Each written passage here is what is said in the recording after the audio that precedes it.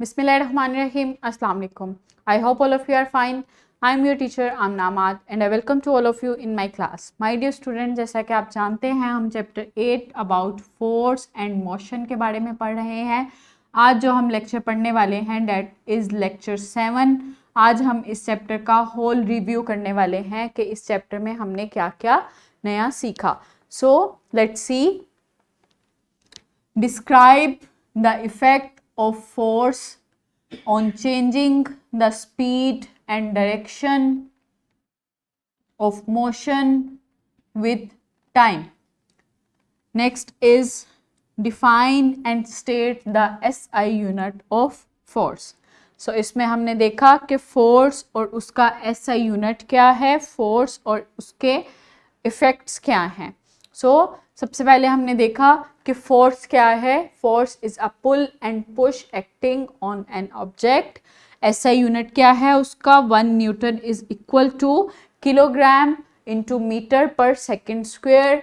जो फोर्स है वो 1 न्यूटन है। 1 न्यूटन फोर्स रिक्वायर होती है 1 किलोग्राम मैस वाले ऑब्जेक्ट को 1 मीटर डिस्टेंस पे मूव करवाने के लिए in the second square. So that is force. और उसको मेजर करने के लिए हम मेजरिंग बैलेंस, जो स्प्रिंग बैलेंस है उसको फोर्स मीटर भी कहते हैं, न्यूटन मीटर भी कहते हैं। तो उस स्प्रिंग बैलेंस को हम इस्तेमाल करते हैं।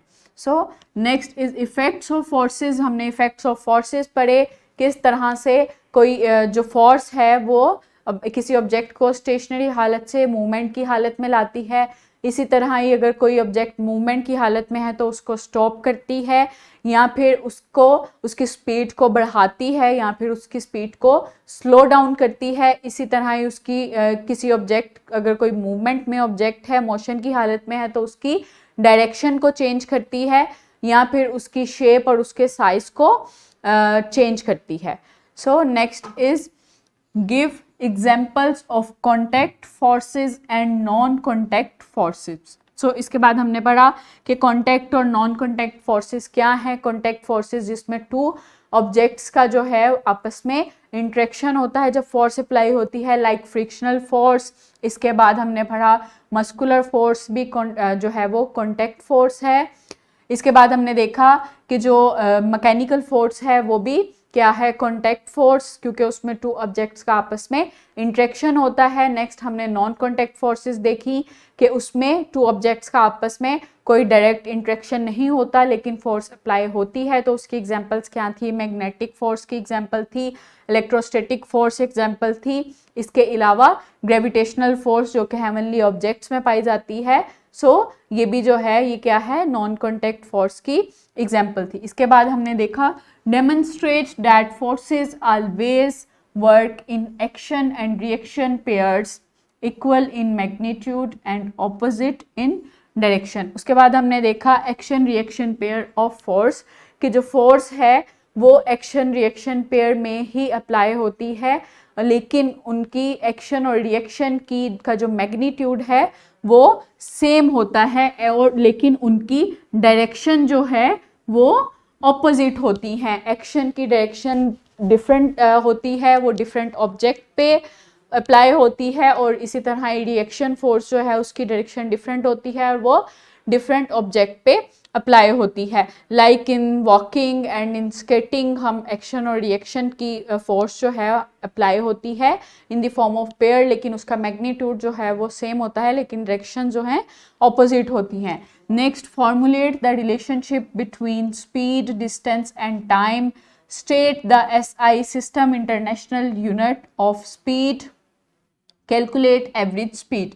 नेक्स्ट हमने देखा कि जो मोशन है उसको स्पीड, डिस्टेंस और टाइम के रिलेशन से मेजर किया जाता है। उसके बाद हमने देखा कि एवरेज स्पीड किस तरह से कैलकुलेट की जाती है, किस तरह से अगर हमें स्पीड मालूम करनी हो और हमारे पास डिस्टेंस और टाइम हो तो हम उससे स्पीड को मेजर कर सकते हैं। स्पीड का SI यूनिट जो है that is metre per second. उसके बाद हमने देखा कि एवरेज स्पीड को किस तरह से कैलकुलेट कर सकते हैं। Next is interpret a distance time graph. उसके बाद हमने देखा कि जो डिस्टेंस और टाइम है उसको एक ग्राफ की मदद से शो किया जाता है, और किसी भी पॉइंट पे टाइम और डिस्टेंस को उसको डिवाइड करके, डिस्टेंस से टाइम को डिवाइड करके हम किसी भी जगह से उस ऑब्जेक्ट की स्पीड को मेजर कर सकते हैं by dividing distance with time. So इस तरह से डिफरेंट जो सिचुएशंस होती हैं डिस्टेंस टाइम ग्राफ की शो की जाती हैं। Next is homework. 2 buses cover the distance of 54 kilometer with a time difference of 10 minutes. Calculate the speed of the buses. So that is time and that is distance. आपने इन दोनों की मदद से buses की speed जो है उसको calculate करना है। Next is a train moves at a speed of 220 kilometre per hour, that is speed. How much distance will it cover in 2 hours, that is time. So आपके पास टाइम और speed है, आपने उससे उसका जो डिस्टेंस है, कितना डिस्टेंस कवर किया है ट्रेन ने, उसको कैलकुलेट करना है। So I hope you enjoyed the learning with me. Thank you so much. Allah Hafiz.